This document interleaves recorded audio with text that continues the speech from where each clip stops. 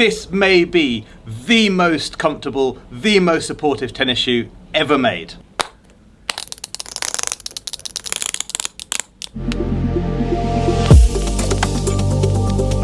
Yeah, HEAD have raised the bar. They have introduced a brand new locking system to the shoe. It is called the BOA. Yes, you may recognise BOA from ski boots, if you're that sort of affluent chap or chapette, or indeed cycling shoes most commonly. And it is a fastening system, so be gone laces, or unless you choose these ones. This is the new Endure Pro shoe from HEAD. As you can see, says HEAD on it. Goodbye Wishbone, hello HEAD. New branding for a new shoe. And we have two. They're both Pro Endures, but we have lace versus BOA. And that is how HEAD are framing this. You have a choice. You can use the lace version, or you can use the new BOA dual locking system. Yes, and it is the high-end BOA. It is the Li2, which means that you can... Very good. That means that you can adjust within a millimetre in both directions. So no longer is it just tighten and release, you can actually loosen it off going the other way too, which is a nice little addition. Yeah, HEAD have clearly gone for a premium shoe, partly from the price tag, but also from the fact that with the BOA option, they obviously could have done a cheaper version, but they've gone for the top-end BOA to ensure a premium fit on a premium shoe. Yes, so today we are here and we're going to take you through the pros and cons of each, as well as a sort of overview of the whole shoe. So let's get into it. This is not my first time with the Endure Pro. I was very fortunately taken to Paris by HEAD to launch this shoe just before Roland Garros.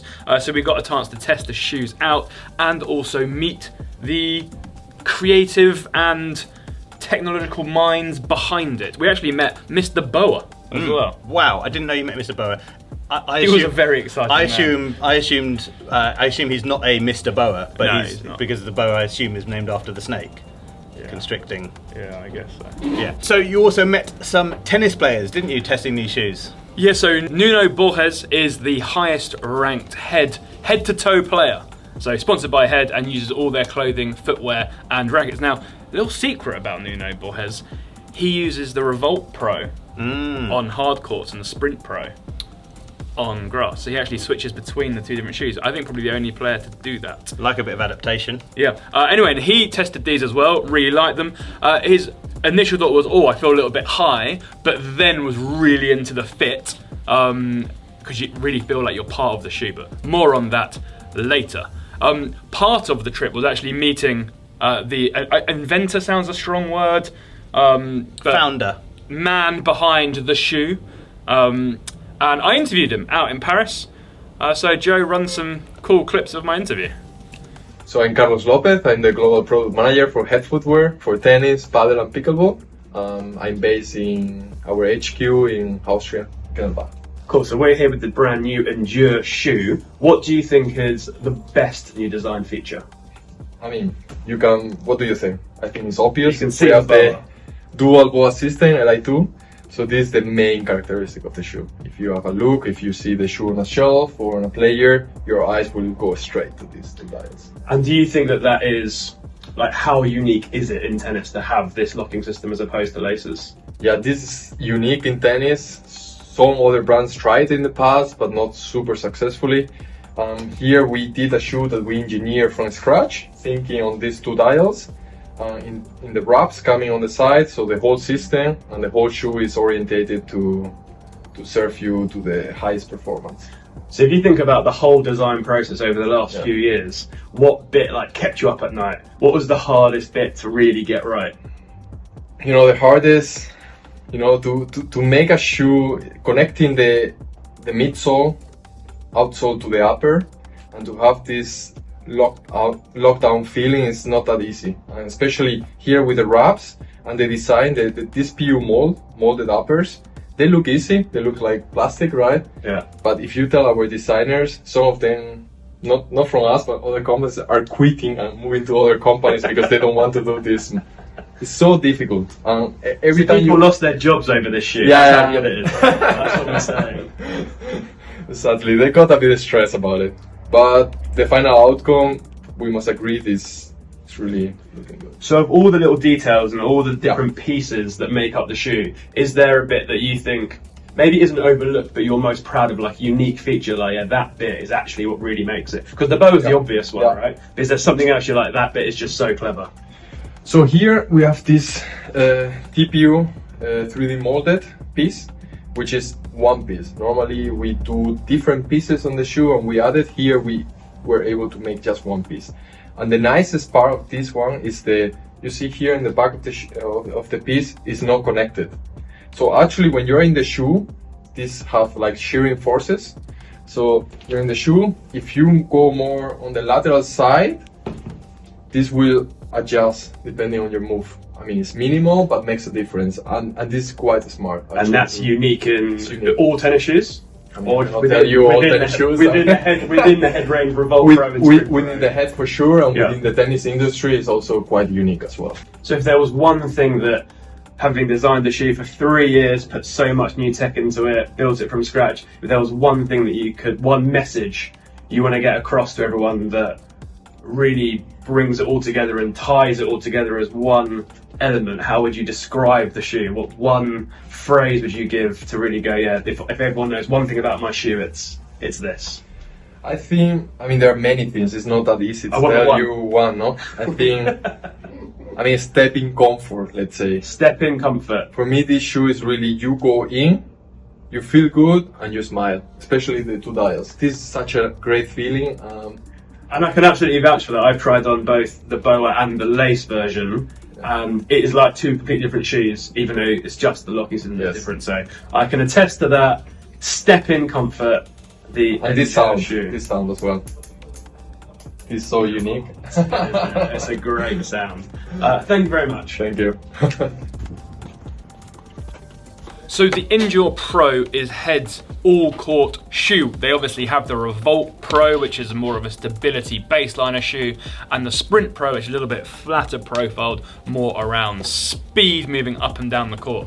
This Endure Pro sits above, but in between both of those sort of families, as HEAD's new premium all-court shoe, accessing stability and speed at the same time. I think there's quite a cool playability aspect to the BOA because of the micro adjustments that you cannot make with laces, which is why they're so much more comfortable, because the adjustment you can make to fit your particular foot by able to tighten the top and bottom in such tiny adjustments means that during a game, break points, you just give it a little time. Yeah. You just squeeze your foot a little bit, bring another level. And that's what we tried to do. I had one on each foot and was trying to sort of match the comfort that you get with the BOA with the laces. Because in my old school mind, I was like, no, you must be able to get the same sort of outcome with the laces. You can't.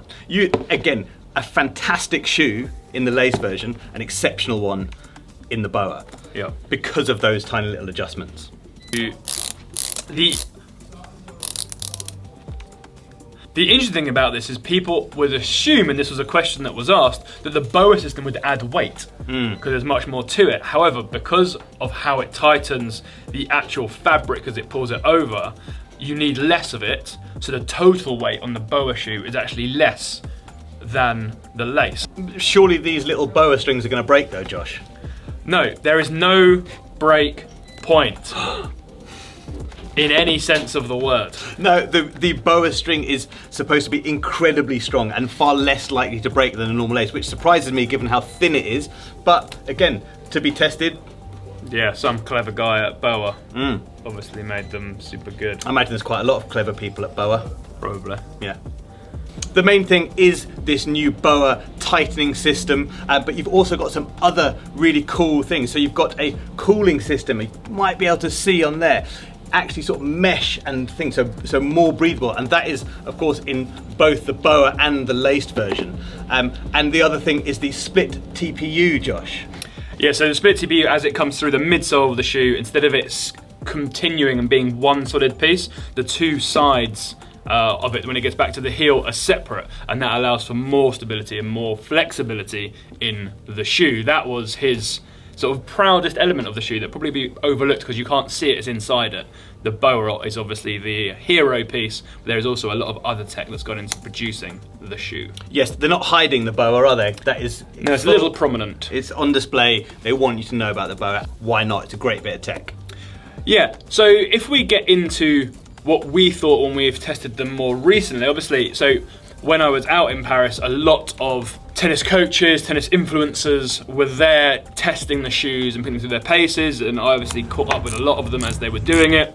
And obviously, at a HEAD event, you're going to expect people to be very pro the new HEAD product. However, even off camera, even when they were being perfectly candid, there was a lot of love for the BOA version.